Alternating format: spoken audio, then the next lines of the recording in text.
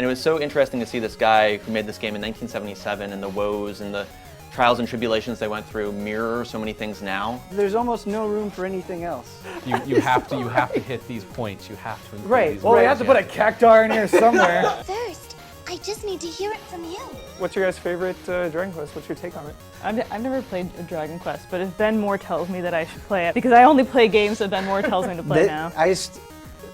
This is bullshit. This is pre-analog stick days, so what they did for 3D is they ended up having 2 control pads. One control pad would be like your up and down, and the other one would be like forwards and back. Have you guys had any moments like that in games where you just had this really weird, special thing happen to you that you can't replicate? You have to pester your friends in order for them to be like, you know, to get through and so on and so forth, right? Yeah, and he does that. Oh. Or he could pay $1, right? But he refuses to pay the $1. 2 things. These are the games that I can remember. I'm pretty sure there are games that I bought that are not on here, which is even more frightening. And second, I am ashamed. So are there choices in this game I can't pronounce? Thus far, no. So you're literally reading and there's text.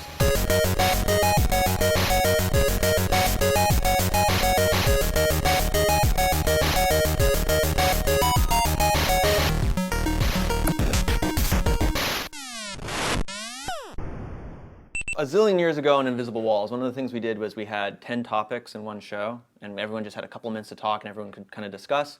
And I like that a lot. And you guys didn't get to participate in that, so we're kind of bringing this back. So I'll start really quick with my tiny topic. I got to go to a GDC session, first time ever, even though I've been to like a bazillion GDCs. And I'm into text adventure games because I'm a weird old person. And I saw one of the original guys who made Zork talk about how Zork was made. And it was so interesting to see this guy who made this game in 1977 and the woes and the trials and tribulations they went through mirror so many things now. Like originally they were just like college students. They had an idea to do this, make this game. It was too big. They had to chop it up into smaller parts from the mainframe version. They found a publisher. The publisher gave them really shitty box art they didn't like. Then they decided to self-publish, and they got to choose cool box art that they liked, and then just little weird doodads about when you were walking around in the dark, you'd fall into a pit, but then the guy was like, I was in the attic and I fell into a pit. And he's like, yeah. So that's like where the grue, which is like a thing, if you're in the darkness, the grue will come and eat you, kind of came from. So a little bit of computer folklore coming out. And I just thought it was kind of interesting to see, what's the old phrase, like the more things change, the more they stay the same. And I don't know if anyone saw the Peter Molyneux quote about like how indies are riding a big wave right now. And I just wanted to kick it off to everyone, the business of making games, not from like a Pactor angle, but just like, people who are into games. And obviously we play a lot of commercial games, we play a lot of indie games. Just you guys thought about anything about, are we stuck in a vicious cycle, or are we actually breaking free from things right now? I just feel like I hear nothing but bad stories from people, and I can imagine that, if you're somebody creating a game, all you want to do is you have this vision and you just want to see it through and you want people to experience it. Having people take that vision and not give a shit about it other than I want to make money with this has to just be a really horrible experience. And Brian Fargo said that for years, he was pitching Wasteland 2 to people. And they're just like, this won't sell. And then he thought after Fallout 3 came out, like, hey, it's kind of like Fallout. Maybe it'll work. Still no interest. And it's just funny to me, and I think Kickstarter is a big part of this. They put it on Kickstarter and a resounding success. And you've seen that with a lot of things, and Broken Age is like one of the prime examples. And it just makes me think that publishers actually have no idea what people want. Yeah, it's like Lords of Shadow 2 just came out, and they were forced to put in those stealth sections because some, PR guy was like, oh, we need more gameplay variety. Like, let's put stealth. Doubt it was PR, but yeah, some suit. Yeah, so they were forced to put in these stealth sections that they didn't really care about probably, and it really showed in the gameplay, and it was just the worst part of the game, so. Yeah, and like the face of the industry is like just changed. I think it's still in a period of transition where no one knows what to do with indies anymore because they're not really indies. They kind of are, but they're not. We're still calling them indies, these games. Or it's like, what makes the game an indie? Is it the spirit of it, or is it the amount of money put into it? Yeah, I mean, I'm way more interested, like the word indie, like I'm glad people are doing stuff and being successful. I'm more interested in what I would call like experimental gameplay now.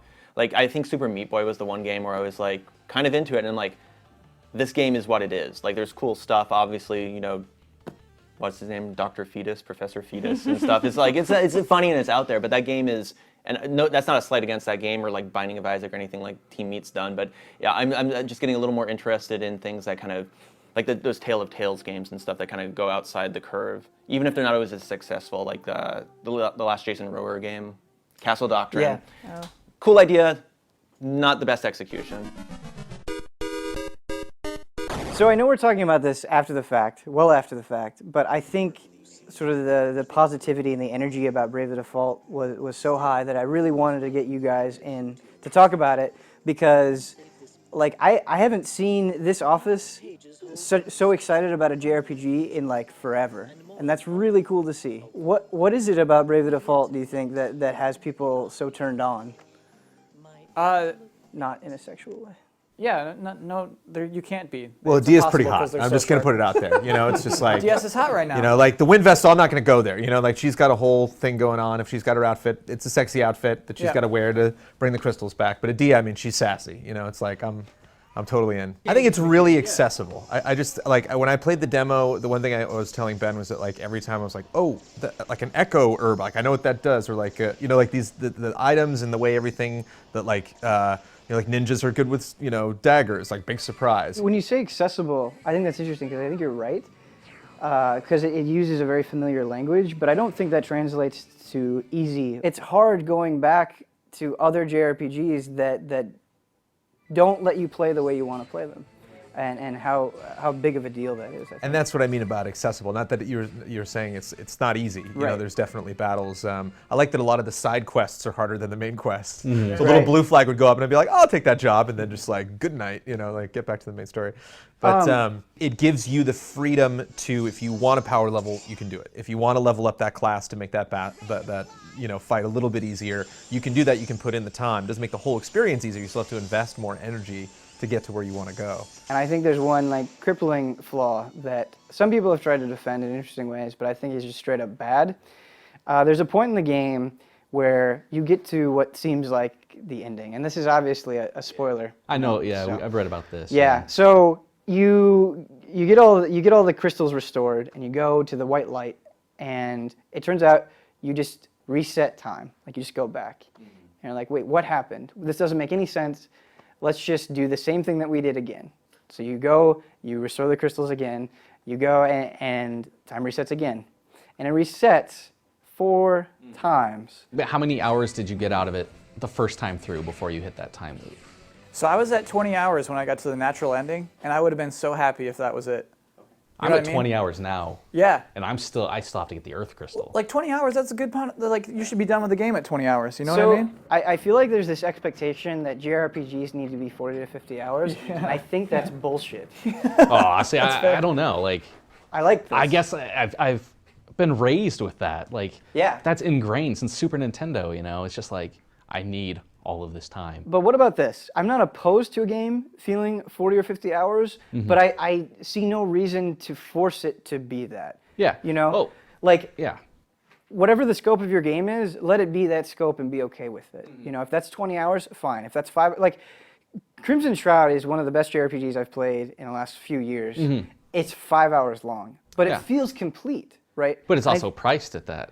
That's true. Yeah. So how does that factor in for you? So are you saying if you pay $60 for a game, a JRPG, do you expect a certain length? Yeah, like I really do. Like for me, I don't. It's just been ingrained. Like that's just the way it is for me. Like I expect a certain amount of time. I don't want to pay $60 and get like a 10-hour RPG because I feel how much story can I get out of a 10-hour RPG? Right. Like I can't. There's no way they can flesh out the story this much if you're doing that because you still have to go through all the dungeons. You still have to do everything. So for me, it feels like you need that 40 hours to flesh out all the characters, to flesh out the world around you, to flesh out the story. So did both of you replay it through the 4 extra times and get the good ending, or did you? I got the good ending. Really? 'Cause I heard you talking like the other week. You're like, I hate it. I can't. I don't know why I do these things. I don't know why I do these things, but I just needed that good ending, so I just really plowed through it. I put in my 55 hours. Were you enjoying it at that point, or? Here's the thing: Bravely Default happened during the Olympics, and it's a super good Olympics game. because it can autoplay a lot. You know what I mean? You can basically just program how you want everyone to react in battles and then have it on auto battle. And so 55 hours of that game is different from 55 hours of like, you know, this intense me having my face on the screen. You talking about playing it while you're watching the Olympics, something that our Michael Huber, one reason that he's not playing Brave the Default is he doesn't like the idea of a lengthy adventure on a handheld. Yeah. And I really disagree with that, Yeah. but I wanted to get your guys' thoughts. I actually prefer playing JRPGs on a handheld because I feel like their form really suits it. Like you were saying, I can do other things. I can watch something on the internet, I can watch TV, I can sleep on my bed, whatever I want to do, but I'm still making progress, you know. And you add in the freedom of like being able to decide like, okay, I'm gonna hit this dungeon now, or no, I'm just gonna grind now. I can just, you can be so like, you know what you have to do. I can just stop now. I can just close it, leave it in its state. And you're still making area will progress. pop up on the bottom Exactly, screen yeah. and tell you exactly where you need to go and what you need to do. But you know, on the flip side of that, I think that I might be a little doom and gloom here, but I think the days of turn-based role-playing games on platforms like the PlayStation 4 and the Xbox One may pretty much be gone. You know, you're going to get things like Final Fantasy 15, which is awesome, but those aren't the same thing. How do you guys feel about that? Would you ever want a game like Brave the Default on a console? I would love if Square Enix would release like a retro RPG on like Xbox One, PS4, just an old school like, you know, Final Fantasy VI style RPG, all new, not like a remake or anything. I think it would sell really well. Are you talking like sprite-based graphics? Are you talking like? I would love sprite-based graphics, yeah. Okay. Like, I mean, it doesn't have to be, but I think it would do, if you do that on like Xbox Live Arcade, you know, like put out a $15 RPG, like sprite-based, I think it would do so well. And I think they're missing out on that. I don't think that's gonna happen. I don't think they ever will. I think it would be amazing if they did. Though I mean, South Park is here right now. Right. That is a turn-based RPG. I feel like it can happen. You just need a unique twist. You need something that's like, oh, this is still something modern. You know. I was a little scared when the game was first announced and it had the fairy like subtitle to the name of the game, and I was like, that worries me. Like best subtitle of all time. I know, but then they struck it off like official listings. It was just Bravely Default, and I was like, that's good. Yeah. Because you're not going to scare away people. They're like, I don't know. In my review, there were a lot of comments that said, I would check this out, but that name sounds stupid. Do you imagine it would have sold even more if they gave it the name Final Fantasy? Yeah. Oh, unfortunately, absolutely. I do think that. But it wouldn't have been as good. I can almost tell you that it would have been less of a game if it had Final Fantasy. Really? Yeah, I think so. I mean, it's got all the item names, same item names. It's got the job classes. It has crystals. It did feel weird not to get dun, dun, dun, dun, dun, dun, Yeah. dun, dun. At the end. I was waiting for it every time. It sounds like such a small thing, but I think it's a better game because it doesn't have Moogles and Chocobos and Sid in true. it. Not that I don't love those things. I am as attached to those things as everyone else. But when I was playing Lightning Returns, I'm just like, this shit is here just to be here. Like, Final Fantasy has accumulated so much fat at this point. You know what I mean? Oh, yeah. That there's almost no room for anything else. You have to hit these points. You have to include Right. these. Well, you words. have to put a cactar in here somewhere. You know, like I really feel strongly about that. Where Brave the Default was saved that curse, right? true. It could just find me like, no, guys, Classic we really and don't new need at a the same dancing time. cactus in this. And honestly, I think the series will keep going. And I think it would have sold better if it were Final Fantasy, but you got to like start planting seeds eventually to like make new. But new the branches response and of it things was like kind of surprising. we did it. We bought a lot of that game. Yeah. Right, like think about how much people had to struggle to bring it over here, and then sort of like the nonchalant attitude from Nintendo. Like no one had any expectation that anybody would give a shit about that game. Yeah. And I think that proves another thing, that game publishers have no idea what we want. So, Bravely Threefold. See what I did there? With that done, let's get you on your way.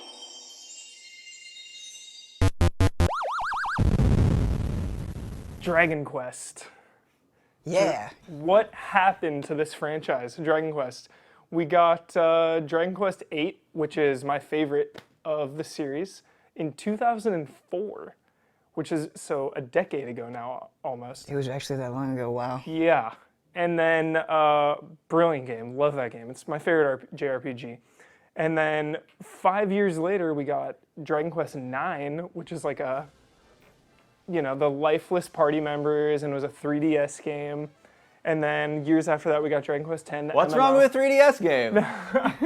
I know what you're saying. I think Dragon Quest IX was actually really, really good, but it did kind of lack that heart, that kind of like story heart. Yeah. I wouldn't go that. The Swine Dimples was a pretty cool place, but obviously 10 didn't come out over here. But Nintendo's been putting muscle. Obviously, they published 9 over here, and they had those weird commercials with like the sisters, like, I go with my older sister. I just think Dragon Quest has never had the cachet over here where RPGs, that was given away for free. Dragon Quest, when I got my first, it was called Dragon Warrior, and I got it for free with a subscription to Nintendo Power. And awesome. Me and my friends, we played the crap out of that, and we loved it. But RPGs like I think Earthbound was Nintendo's other real big push, and obviously Final Fantasy did find its niche, and it was successful in 16-bit. I think they're really just catering to the Japanese audience, where that will sell 4 or 5 million, and they're looking at how Monster Hunter has completely revolutionized, it's really changed things over in Japan, and obviously it's how a lot of things are going to mobile, and we're not happy about that. They're making these new experiences, and I've heard Dragon Quest X, the MMO one, is not particularly good. Anything special, yeah. But the comforting thing was that they did a poll over there, a Japanese poll, and like you were saying, mobile is all huge over there. But the poll said what console would you like Dragon Quest XI on, and 68% said PS4. So that's got to be a good sign. But I feel like they just keep going to mobile, and who knows what they're gonna do. What's your guys' favorite Dragon Quest? What's your take on it? My favorite Dragon Quest is Dragon Quest VIII. Yes. I just the way that game looks, its characters. And just its level of difficulty. It was really the first Quest game I played, which in some ways I sort of feel like there's a little bit of truth to the first one you play is the one you're most attached to. But yeah, it was, I don't know, I just fell in love with it. And man, it was long. Ago, yeah. I just could keep playing it and keep playing it and keep playing it, and I loved it. Maybe a little bit too long. Not Dragon Quest VII long, though. I've never played a Dragon Quest, but if Ben Moore tells me that I should play it, I'll play it. Because I only play games that Ben Moore tells me to play now. This is bullshit. I told you every day for 2 weeks to play Bravely Default. I know. I'm playing Persona 3 now. You're playing Persona 3. That's good. That's good. We're making progress. We're working on it. It's got to be Dragon Quest 1 for me. The NES ones definitely did some cool stuff, but the first one, even though it's so limited, me and my friend, just the memories, we played it so much that we maxed leveled, and then we bought the bamboo pole, which is actually the weakest weapon, and we'd go over and spank the Dragon Lord to death with the weakest weapon. And it also kind of shows a real kind of turning point where JRPGs and Western RPGs kind of crisscrossed, where it was kind of linear, but you could still kind of go everywhere. I think it's a pretty interesting game. Also, it's my favorite sprite when you rescue the princess and you carry her, and I thought that was pretty cool back in the day. Did you like 8?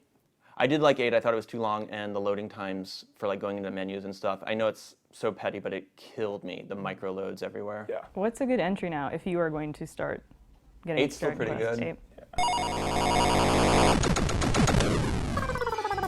Show and tell. So guys, for our little show and tell, I brought in my Virtual Boy, which is one of the strange things that most people sometimes forget about Nintendo. This was pre-analog stick days, so what they did for 3D is they ended up having 2 control pads, and I think I remember, with one of the games, it would one control pad would be your up and down, and the other one would be forwards and back, and then it also has 2 triggers on the back as well, and then the battery pack actually plugged into the controller rather than the system itself. And then the cartridges were these big, weird, flat, compact flash-looking things. And I actually got this from a dude at summer camp who sold it to me for $20. And it was only a year after it came out, so it's a pretty big markdown. And I got 4-something games with it. And it's really weird because you stick your whole face into it, so you kind of do this thing. Or if your back gets tired over it, what I would do is I would just stick the whole thing down on my pillow and just lay on the bed that way. But even that, you need to stop playing after 15 or 20 minutes because you're looking just straight at the screens and it's just pure red and kind of messes with your eyeballs after a little bit. But it's a neat little platform, nice curiosity to have, especially since I basically paid nothing for it, and I've got the Wario game on it that was really good, and I actually did like the flight game which was a little weird because it didn't have any textures on the polygons. So you could like see right through all the walls and everything, but at least it was like a fully 3D game rather than just like layered two-dimensional sprites.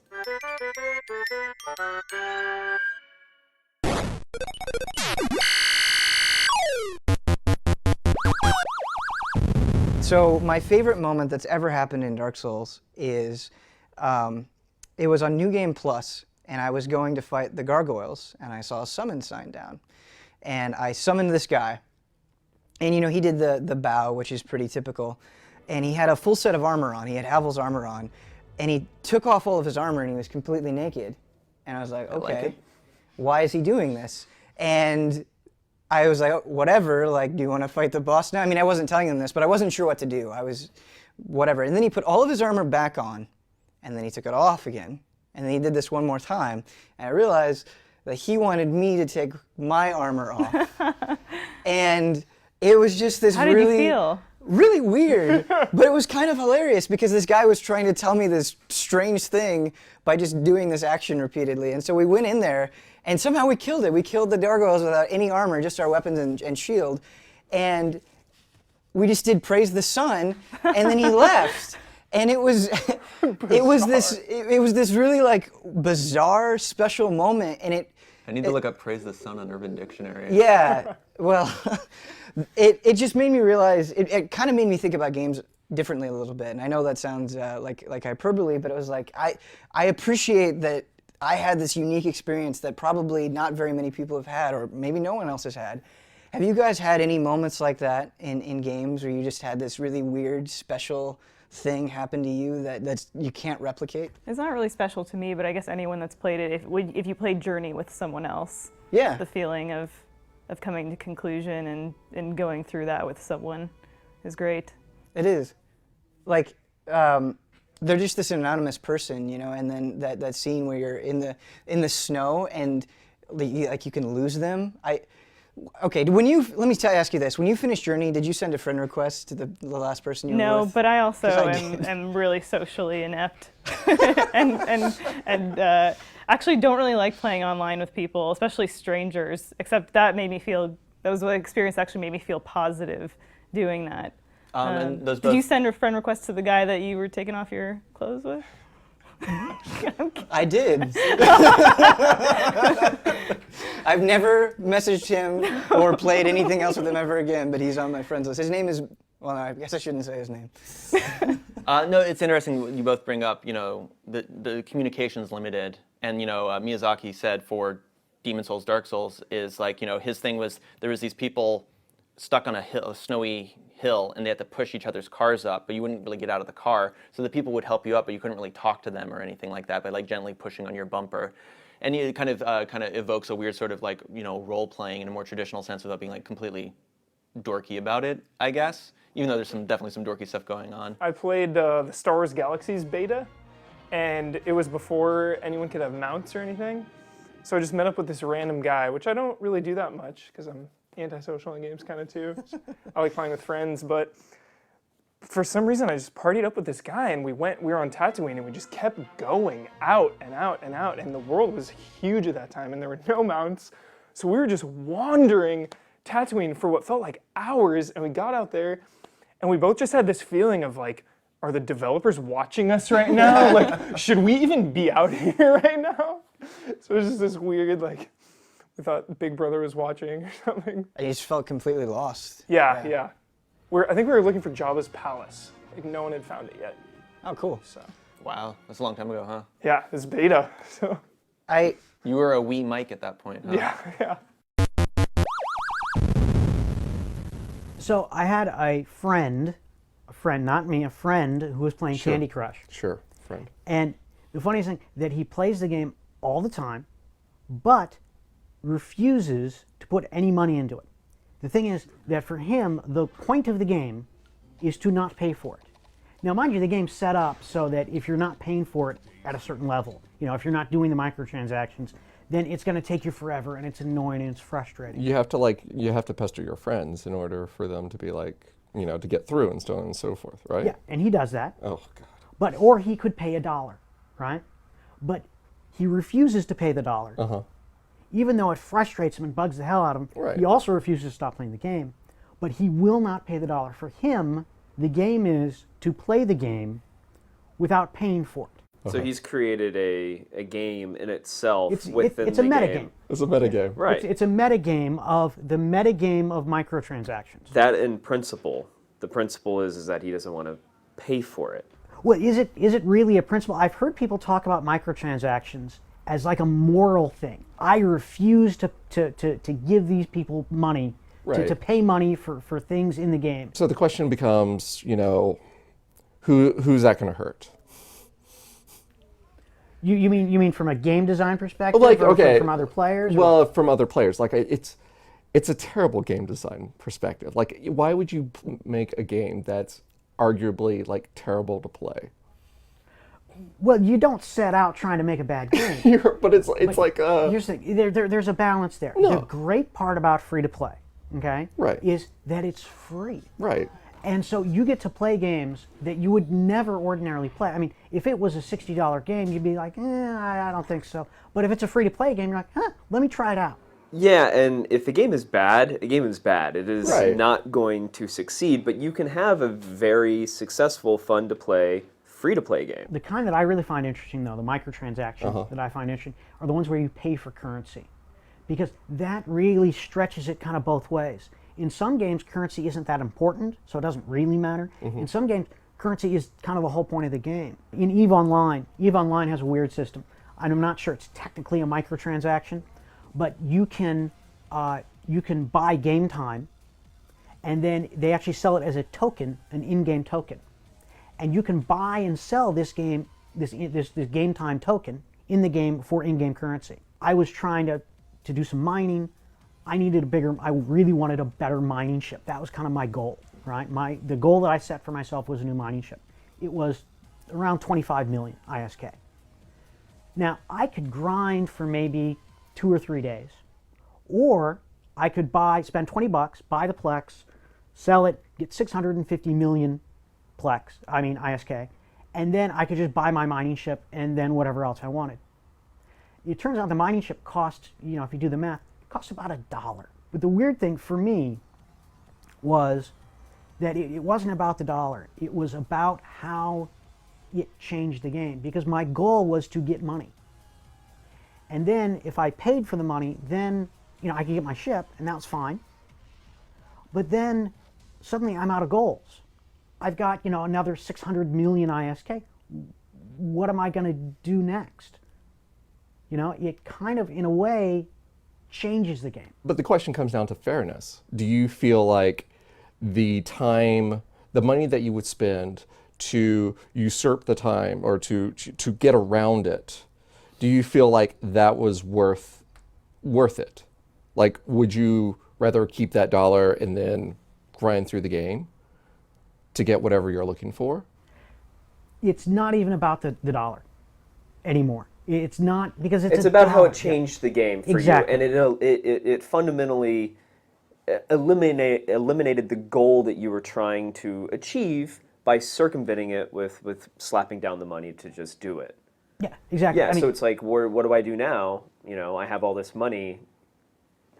Do I stop playing the game now that my goals, I have no more goals? Yeah, and the thing about a game like this is you kind of have to set your own goals. And most of the time the goal is to save up enough money to buy something. Right. But if you've got an infinite amount of money, then suddenly your goals have to change. But you don't have an infinite amount of money. You only have like so much money. And then like whatever you're looking at it, you bought a slightly larger mining vessel. Well, is there a slightly larger mining vessel than that mining vessel? Yeah, I mean, there's always the next thing. But I mean, you take someone like Rohan here. I mean, he's got the big time GT money. He's got his 2 mansions and his fleet of Ferraris. I mean, he could spend $200-300 in the game, buy whatever he wanted. Yeah, exactly. But hold on. I think that brings us to probably the controversial side of this, right? And this is where I have a big issue with microtransactions. When it's siloed off into something like EVE, where you make the choice, right? And there's no real competitiveness. It's like, okay, well, I'm faced with the dilemma. Do I invest the time to get this ship, or do I just pay the money to do it? When it comes down to like competitiveness, Right. I think that there's a huge issue with that. Well, I think it's not necessarily like everyone is scared of a pay to win sort of system.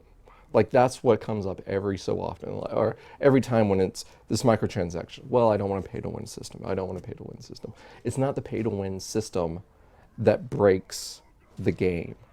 It's the system where they're going into it and they're manipulating the bits and pieces of the game itself and destroys the game that ruins it. The auction house, the Diablo's auction house. I mean, even though there was no PvP, the fact that they would go in and they would manipulate what's going to be a rare, what's going to be not a rare, what's, what are you going to get this time?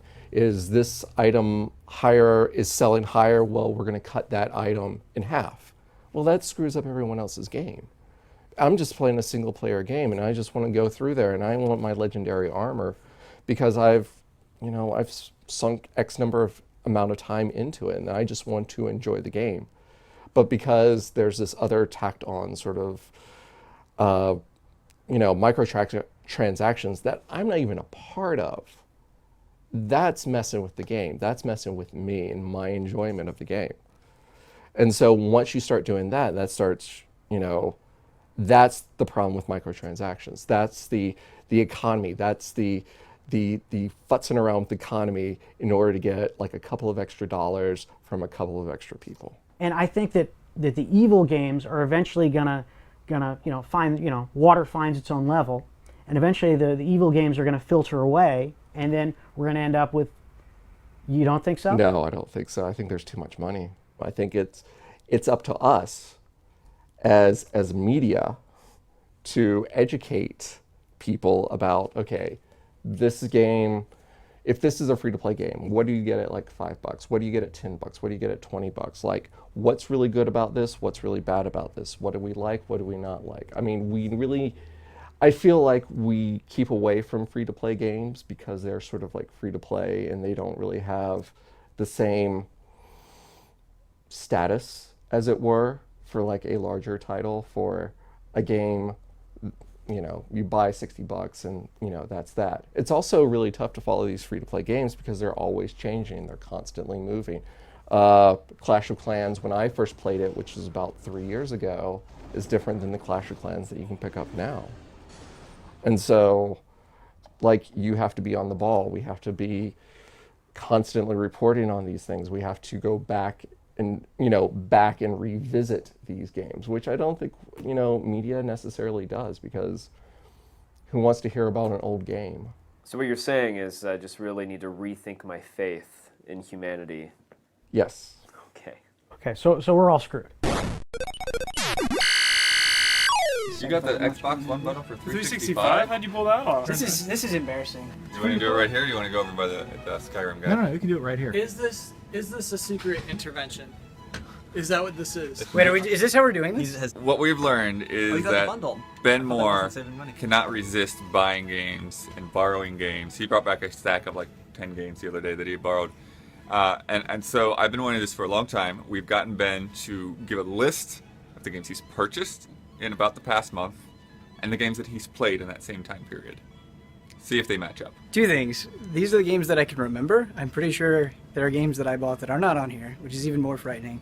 And second, I am ashamed. So I bought The Witch and the Hundred Knight, Deception 4, Infamous Second Son, Final Fantasy X HD, Dark Souls 2 Collector's Edition. I do not approve of Collector's Editions. Metal Gear Solid Ground Zeroes, Dark Souls 2 Collector's Edition Guide, Diablo 3 Reaper of Souls, Titanfall Xbox One bundle, which is still in its box. Now the reason that's $365 is because I had a $135 Walmart gift card, so I cheated a little bit there. I feel like I have to say the price for this.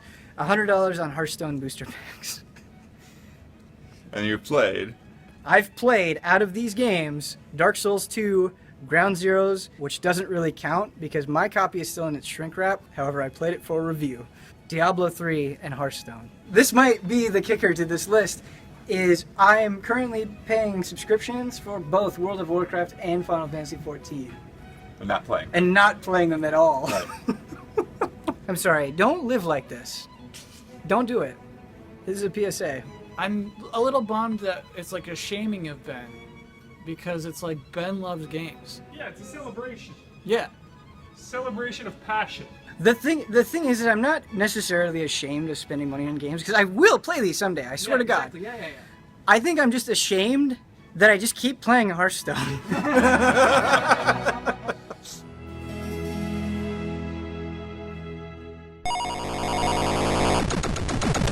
I told Ben I wasn't going to talk about this, so of course I'm going to talk about it. Gotcha. No, I've been playing Danganronpa, Trigger Happy Havoc lately, and it's pretty excellent. If you don't know about it, it's on the Vita, and it's a Japanese visual interactive novel, I guess, and it's pseudo murder mystery. So far, there's not a lot going on, but my question I was going to pose to you guys is I'm enjoying it thus far, regardless of the fact that I still feel like I'm in tutorial phase where I'm not really doing much, but I'm wondering if maybe I won't end up doing that much. But I feel like these interactive novels are becoming more and more prominent in gaming. Do you guys have any that you would recommend? A game that you feel like it fits that genre and you recommend to someone? I feel like this one is like the de facto answer, but both 999 and Virtue's Last Reward are really good, and I think the success of them is what brought Danganronpa or whatever it is over here. Didn't they release a novel too as well recently? Spike Chunsoft's? No, like one actually based on 999. Danganronpa? Oh. Oh, a novel? Like an actual novel? I think so. I saw a press release or something. I don't know. They or do maybe like a graphic thing. novel or something? I'm not sure. I mean, there are a lot of games where your level of activity, anything from Telltale, obviously, you're going to feel like you're limited. Are there choices in this game I can't pronounce? Thus far, no. So you're literally reading and there's text? You're interacting with certain characters and certain objects, but thus far, there's really not that. But I think, obviously there's things like also like Gone Home more recently, which captured a lot of people's hearts and imaginations. I think there's definitely space for this kind of new sort of storytelling. I think people still probably want to have some level of, I don't know if control's quite the word, but maybe like immersion that's different. Like what makes it a digital product versus a more traditional, like a comic book or something like that. I'm assuming there's music or some the music's sound great. effects. I'm waiting for more interaction, and I'm waiting for more freedom to act. But like even like Phoenix Wright. Yeah. There's a lot of reading there. Yeah, and press before relays. It's so fun. Yeah. And sometimes these games are just enjoyable. People like to rag on them sometimes, but I'm having a great time, and visually it's like stunning. It puts me in like a weird state of mind when I play those games. It's like, I know that like it's kind of like murderish.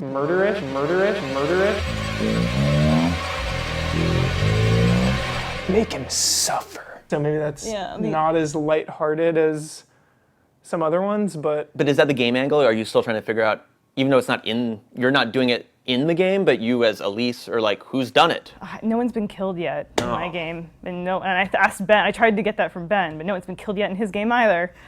I've only played for like an hour, so unfortunately I don't have that much experience with it. But what I liked about 999 is you learn the whole story is just made up of a bunch of different pieces, and there are like 6 different endings. And in order to completely understand the story, you have to go down all of these different paths. And I think that's something that you don't really get with a book is slowly trying to build this thing. And there were several points throughout the game where I was like, this person's got to be the killer. And then you get thrown for a loop for a couple of times. So I think it's just a fun ride. Red herring. Yeah. 30 Flights of Loving has almost no actual gameplay per se, but it is such a great little, especially if you're into like cinematography or like montage theory, it is such a great little 15-minute treat to kind of just go through and figure out and see what they're kind of bringing from. We always think there's a lot of cinema and game crossover, but here it's brought so much to it's weird how much they're overlapping. I thought that one was pretty interesting, even though it's not as a direct narrative as something you'd read or something like that.